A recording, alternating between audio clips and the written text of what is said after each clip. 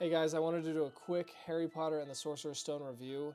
It's pretty much essential to acknowledge that while the book has achieved massive popularity and acclaim, it's not without its flaws, and there are a lot of them.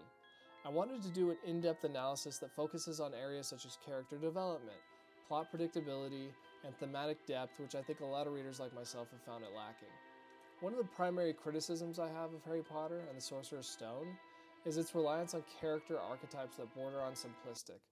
Harry Potter, while he's a mildly endearing character, is a somewhat typical kind of like chosen one figure. He lacks complex traits that would make his character arc more nuanced.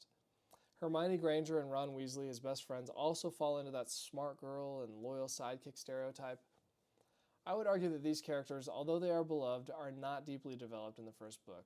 That kind of makes them less relatable to the reader, who's looking for more complex character portrayals rather than childish nonsense.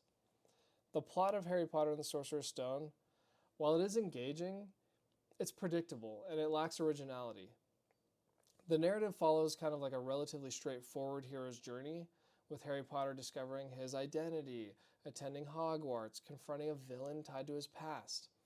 I think a lot of readers like myself find this structure way too formulaic, and I would argue it borrows heavily from earlier works of fantasy, but it doesn't add enough new elements to stand out.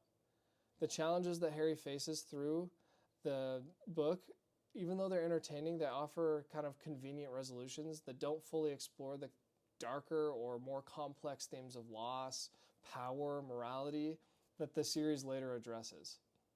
While J.K. Rowling's world building is widely praised for its imagination and detail, I'd argue that the Sorcerer's Stone introduces a magical world that lacks depth in its thematic exploration.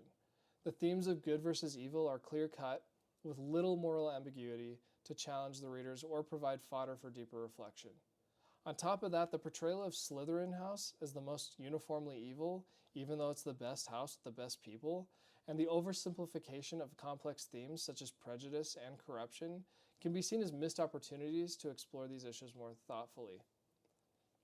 I think some of the biggest problems that I have with the Sorcerer's Stone are its writing style and pacing. They need a lot of improvement. While the prose is accessible and suited for younger audiences, grown-ups and adults like me find it lacking in sophistication and depth, potentially alienating older readers or those accustomed to more layered storytelling.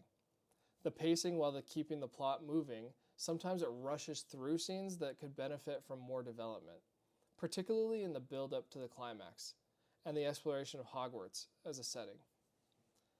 While Harry Potter and the Sorcerer's Stone has an undeniable impact on pop culture and has inspired a generation of readers, I would argue that its cultural significance may overshadow its literary merit.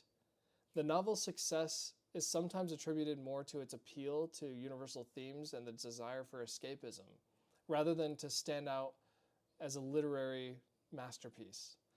My perspective is that the book is an important cultural artifact, but it doesn't hold up well under critical literary scrutiny. To wrap up, while Harry Potter and the Sorcerer's Stone is a beloved entry by children in the fantasy genre and has introduced countless young readers to the joys of reading, its criticism comes from a place of expecting more in terms of character depth, plot originality, thematic exploration, and literary sophistication.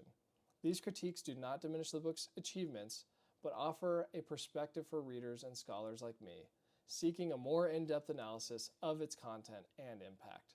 Thanks for watching.